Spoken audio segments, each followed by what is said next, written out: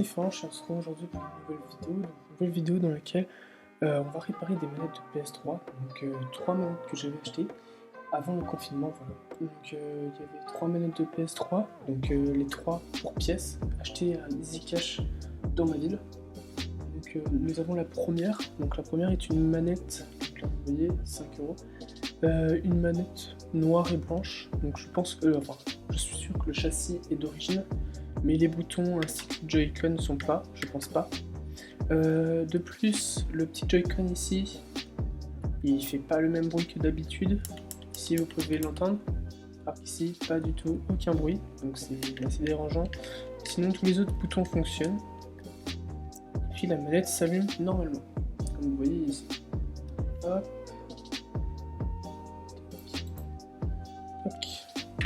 Ensuite, nous avons une autre manette de PS3, donc identique pour pièce.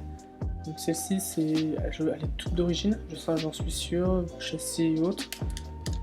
Les boutons ont l'air de bien fonctionner. Les deux boutons du milieu, la même chose, ainsi que les boutons là. Je ne sais pas si la batterie est morte ou pas, à voir, à essayer. Voilà. Mais c'est une belle trouvaille. Donc, je vais mettre les deux manettes ici. Et donc la troisième manette, c'est pareil, une manette d'origine. Donc là pareil, ça s'allume pas. Il manque le bouton comme ça, le bouton... là c'est le bouton L2, il manque. Le bouton L2 n'est pas avec. Ainsi que le châssis de la manette est cassé, ce qui est assez dérangeant. Mais bon, aujourd'hui on est là pour réparer. Donc tout d'abord on va essayer de les connecter à l'ordinateur pour voir si ça fonctionne.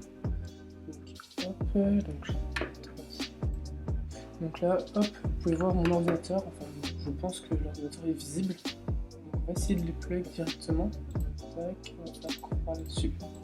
Donc j'ai un câble que j'ai ici. Donc, hop, je vais afficher. Donc j'ai un câble ici qui va me servir à connecter les manettes. Donc déjà on va tester la manette qui est cassée, celle-ci, la toute dernière qu'on a achetée, enfin la toute dernière que j'ai achetée. Donc je vais la connecter et déconnecter la souris.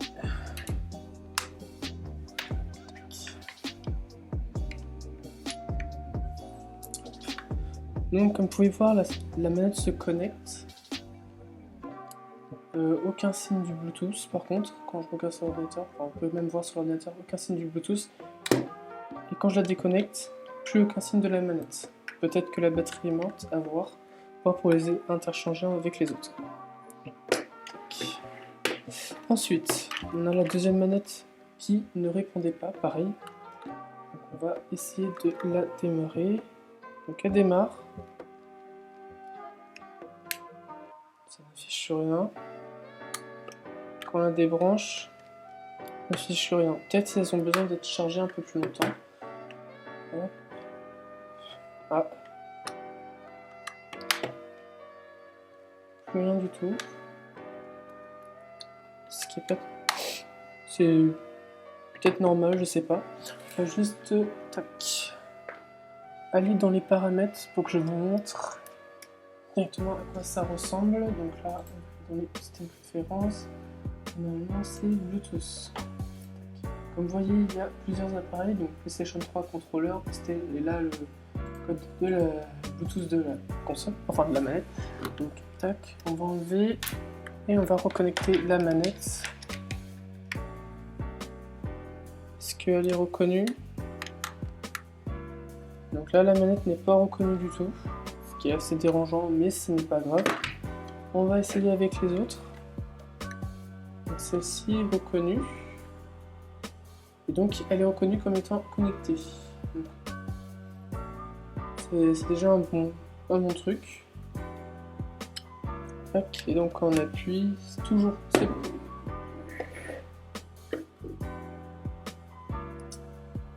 Et donc le Bluetooth fonctionne dessus. Ce qui est assez surprenant. La manette. Et donc ensuite on va passer à la dernière manette, voir si elle se connecte, si ça montre un signe de vie. Donc elle montre un signe de vie.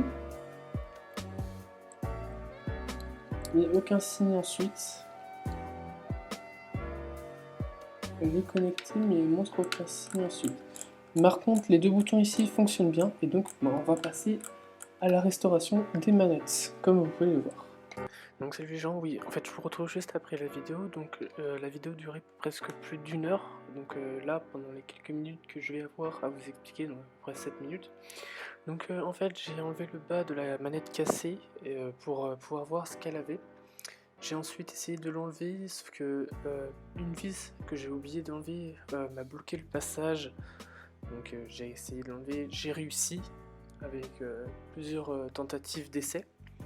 Ensuite, après avoir fait ces essais, j'ai réussi à enlever le haut de la manette et je me suis rendu compte en toute fin que le problème venait en fait du connecteur de la batterie qui était totalement fichu. La manette fonctionne parfaitement par contre, comme toutes les manettes que j'ai réparées.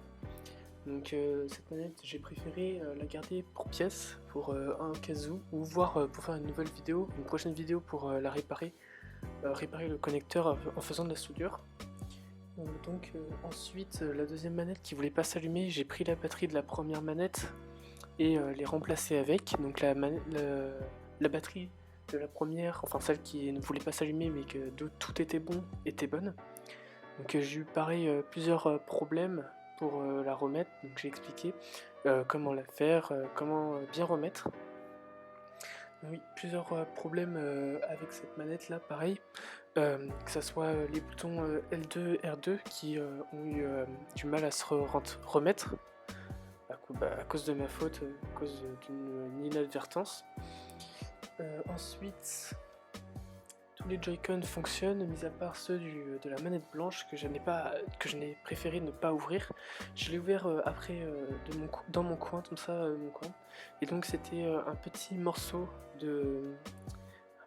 d'un jouet, enfin je sais pas comment on peut appeler ça, mais un morceau de plastique qui s'était coincé dans la manette, donc dans le joystick gauche, voilà. Et donc ça faisait que la manette était bloquée, donc juste à enlever, donc j'ai changé les Joy-Con comme ça. Et donc ça fait que la manette est noire et blanche, donc un style assez classe. J'ai nettoyé vraiment le plus possible les Joy-Con pour que ça fasse vraiment très très propre. Donc ensuite j'ai testé de mon côté donc les manettes pour voir si elles fonctionnaient. Donc la première, la manette cassée avec le châssis cassé et le bouton manquant, fonctionne parfaitement sur le jeu Celeste. Donc Celeste est un jeu payant sur Steam et payant sur Epic Games Store. L'ayant eu gratuitement, j'ai voulu le tester, voilà, comme ça c'est quelque chose de sympa. Ensuite, la manette blanche, elle, sans problème, fonctionne avec le Bluetooth. Donc une surprise pour moi, pour une manette à 5 €, j'étais assez content. Surtout que de base elle était mis pour pièce, donc très très content. Puis la manette noire, elle par contre fonctionne parfaitement pareil, identique. Donc que ce soit le Bluetooth ou connecté en USB. Donc j'ai testé plusieurs jeux pour voir vraiment si ça fonctionnait très très bien. Donc d'abord j'ai testé sur Celeste, un très très bon jeu Epic Games, donc une sorte de RPG. Ensuite j'ai testé sur Tomb Raider, donc pareil un très très bon jeu que je vous conseille absolument d'acheter si vous convient, enfin s'il peut vous plaire, voilà. Et puis j'ai testé pareil sur une PS3 que j'avais acheté chez Easy Cash, que j'ai réparé moi-même tout seul. Et celle-ci elle a quelques problèmes, pareil, mais rien de dérangeant. Donc je les ai réparés donc les trois fonctionnent très très bien. Mis à part juste la blanche, le joystick et la noire qui manque le bouton L2 ou R2, je sais plus lequel, parce qu'elles sont rangées, mais il manque un bouton. Malgré ça, toutes les manettes fonctionnent, donc je suis assez content, et donc ça fait une sorte de petite plus-value, sachant qu'une manette en neuve elle vaut à peu près 19 €. Donc sachant que je les ai achetés les trois 15 €, il y en a une qui me revient, que je peux revendre 19 €, enfin à peu près 20 €, ce que je trouve assez cher quand même pour une manette PS3, mais bon, c'est le prix que j'ai vu à Easy Cash et que j'ai vu dans les magasins. Ensuite, l'autre, la blanche, je pense que je pourrais la vendre 10 € du fait que les boutons, et je pense que l'intérieur de la carte mère, enfin je pense pas, je suis sûr même, la carte mère n'est pas d'origine, donc même la batterie n'est pas d'origine et donc inchangeable par une batterie d'origine. Et l'autre, la dernière, est littéralement invendable, ou peut-être vendable pour 2-3 € max, enfin je partirais ça, ou même 15 €, 5 € max pour pièce. Vraiment, c'est le maximum que je donnerai à cette manette pour la vente. Et donc ça me fait une plus-value assez énorme comparé au prix que j'ai acheté. Ça me fait une plus-value à peu près de 10-20 euros, ce qui est énorme pour moi. Et donc ça me permettra de financer pour d'autres vidéos, donc que ça soit réparation d'iPhone qui vont bientôt arriver chez moi, ou d'autres vidéos du même genre, ou PS3 ou autre, car c'est des vidéos que j'aime bien faire, enfin surtout la restauration d'iPhone, parce que je prends vraiment du plaisir à en faire, et je trouve ça vraiment très très sympa. Donc voilà. Ensuite, si vous avez d'autres suggestions de vidéos, n'hésitez pas à me le dire dans les commentaires. J'ai vu un commentaire de Gaïa qui me demandait de faire une vidéo sur Windows pour débloquer des iPhones. Donc je lui répondrai par message ou comme elle voudra, si elle peut me passer ses identifiants pour que je lui montre tout en screenshot. Et donc si la vidéo vous a plu, n'hésitez pas à liker, à vous abonner, et puis on se retrouvera dans une prochaine vidéo pour une restauration de 6 iPhone 4 qui normalement devrait arriver prochainement. Donc je vous dis à plus tard les amis.